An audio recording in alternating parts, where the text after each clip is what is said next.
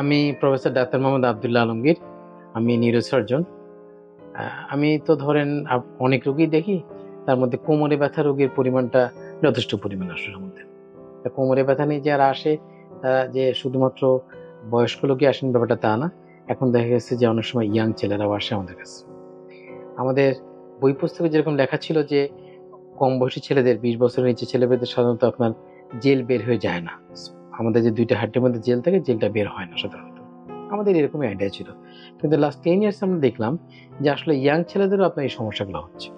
Young ছেলেদের যে এই যে 2 হাড্ডির মধ্যে জেল থাকে, জেলটা বেরিয়ে আসে, কোমর এবং পায়ে ব্যথা হয়, কখনো কখনো আপনার অপারেশনের প্রয়োজন হয়, এগুলো ক্ষেত্রে খুবই সতর্কতা অবলম্বন করতে হবে। এই জন্য এখন আমাদের যে ইয়াং ছেলে আছেন, ইয়াং পপুলেশন যারা আছেন, এটার পরিমাণ কিন্তু অনেক।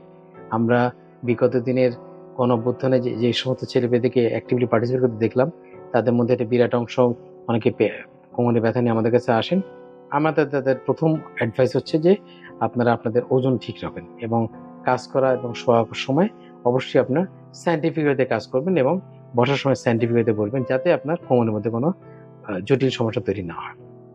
যদি কখনো দেখা যায় যে কোমরে ব্যথাটা পায়ে চলে যাচ্ছে এবং উনি হাঁটতে অনেক কষ্ট হচ্ছেন, তখন আমাদেরকে একটু সিরিয়াসলি জিনিসটা চিন্তা করতে হবে। প্রথমত বিশ্রাম দেওয়া, একটু ওষুধপত্র দেওয়া, থেরাপি দেওয়া। যদি আমরা দেখেছি এগুলোতে কমছে না, তখন একটা এমআরআই করা এবং এমআরআই করে যদি আমরা কোনো ফাইন্ডিংস পাই সেই অনুপাতে চিকিৎসা করা। আজকে সিটি হসপিটালে অপারেশন করলাম, তার বয়স হচ্ছে আপনার 21 বছর বয়স। উনি আসছেন আমার কাছে গতকালকে, পরশুদিন আসছেন কোমরে ব্যথা নিয়ে, পায়ে ব্যথা নিয়ে। আজকে এখনই আমরা অপারেশন করলাম এবং রেজাল্টে অপারেশন করার পরে রোগী বলতেছে যে তার কোনো পায়ে ব্যথা নাই এবং অনেক ভালো আছে। আমরা মনে করি যেটা কালকে রোগী ছুটি দেওয়া যাবে। আমি মনে করি যে আমাদের এই ব্যাপারগুলো যথেষ্ট যত্ন নেওয়া উচিত। আমাদের ইয়াং পপুলেশন যারা আছে তাদেরকে আমরা কিভাবে ভালো রাখবো, কিভাবে তাদেরকে নিয়মভাবে চলতে বলবো, সেগুলো খেয়াল করতে হবে ইনশাআল্লাহ। সবাইকে ধন্যবাদ, আমার জন্য দোয়া করবেন। আপনাদের স্বাস্থ্য বিষয়ে সচেতন করার জন্যই আমাদের এই আয়োজন। তাই প্রতিনিয়ত স্বাস্থ্য বিষয়ে বিভিন্ন টিপস পেতে আমাদের চ্যানেলটি সাবস্ক্রাইব করুন এবং বেশি বেশি লাইক ও শেয়ারের মাধ্যমে সবাইকে আমাদের সঙ্গে সংযুক্ত হবার সুযোগ করে দিন। ডায়াবেটিস চিকিৎসায় 3D বলে একটি কথা প্রচলিত আছে। এই 3D কি?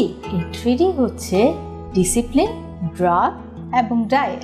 আপনি ডিসিপ্লিন লাইফ লিড করছেন, ড্রাগসও খাচ্ছেন, কিন্তু ডায়েট সেটি কেমন হবে?